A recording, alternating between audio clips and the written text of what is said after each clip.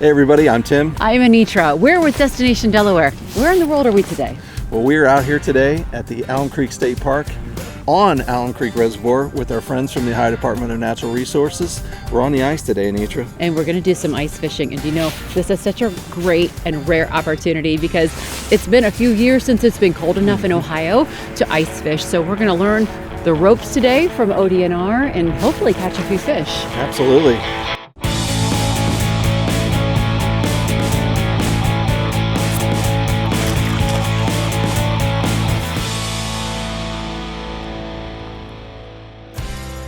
Alum Creek Lake is located 10 miles southeast of the city of Delaware in southern Delaware County.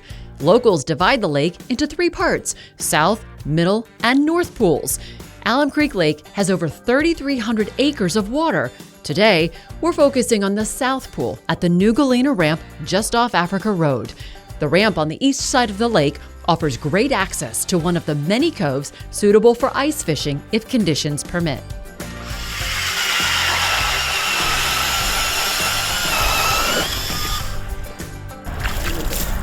So some people might wonder what kind of bait to use. We know that we're targeting bluegills, so just a small jig tipped with a waxworm. You can use an assortment of jigs. Here's a bunch that I have here. These all work. So this is the live scope monitor, and you can see it's showing all kinds of fish down here. All these red spots are fish. Hundreds of fish down there, maybe even thousands. One of the things that makes Alum Creek Lake such a great destination to come to, throughout any time during the year, but especially now, is the diversity of fish that are here to catch. So we have black and white crappie, we have sawguy, we also have blue catfish, which we started to stock the last 2 years. This lake has muskie, a third species that we stock. On top of that, you can also catch channel catfish, potentially largemouth or smallmouth bass. So anyone 16 years or older obviously need an Ohio fishing license to come fish. Whether you're ice fishing, fishing during the summer, it applies all year. And then wherever you're going fishing, make sure you know the fishing regulations. So that varies from lake to lake. A few regulations out here at Alum Creek. Crappies need to be 9 inches in order to be kept.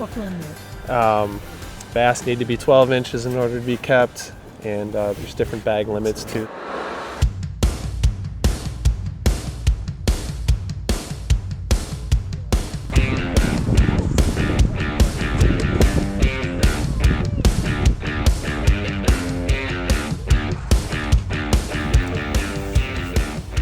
So a few things to consider. One, with any fishing trip, but especially ice fishing, you should have some sort of plan. Leave a plan with somebody, let them know where you're going, how long you plan on being out there. That's always a good idea just in case something goes wrong. With ice fishing, it's always better to go with a partner, go with a group. This way, if something happens, someone can go get help. Specific pieces of equipment you should have if you're ice fishing. One is a spud bar. So anytime you're going on to a new piece of water that you haven't been on ice before, a new area of a lake, you should have a spud bar. And basically what this is going to allow you to do is hit the ice in front of you. And as long as that spud bar doesn't go through on a good firm stroke, that usually means the ice is good enough to walk on. Something else to consider is to wear some sort of flotation. So I have a inflatable life jacket on me today. There's a lot of coats these days that have flotation within them. Those are good ideas too. If you were to fall through the ice, not going all the way under could really make a difference in saving your life. Something else I have today are these ice picks. These are handy because you can wear them around your neck. But again, if you were to fall through, the hardest part is getting yourself back out of a hole. And with these, you can dig into the ice and basically crawl your way out to safety.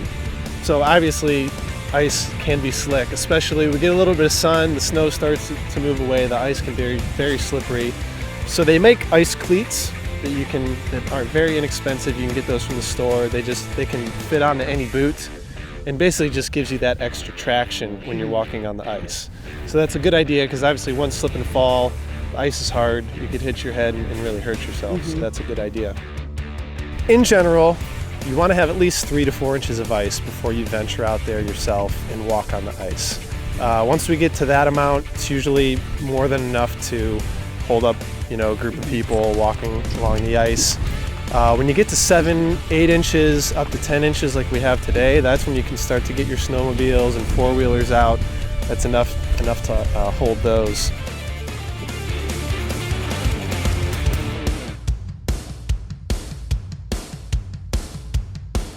So I'm here with Cassie, District Manager, Central Ohio, the High Division of Wildlife. You want to talk a little bit about what you guys are working on during this cold season? Yeah, sure, absolutely.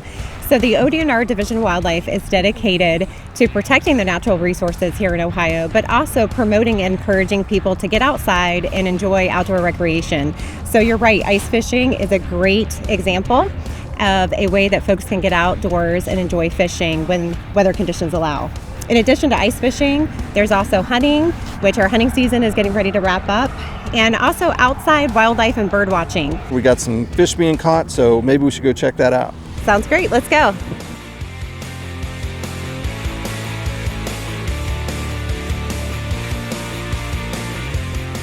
Well, thank you all for joining us here at Alum Creek State Park. We're out here on Alum Creek Lake doing some ice fishing today. Be sure to check out all the winter activities available to you. Visit delohio.com. We have a lot of great things to do in the wintertime. Our preservation parks offer a lot of programming that have to do with the winter sports. And ice fishing is just one of those. We got a rare opportunity to do that. We want to thank our partners with the Ohio Department of Natural Resources that are teaching us no ice is safe ice, but how to take opportunities when they come up. And there's a lot of great resources on their website. Absolutely. So we'll see you at the next stop, the Delaware County Fishing Trail. We promise it'll be warmer. For more information, go to visitdelohio.com.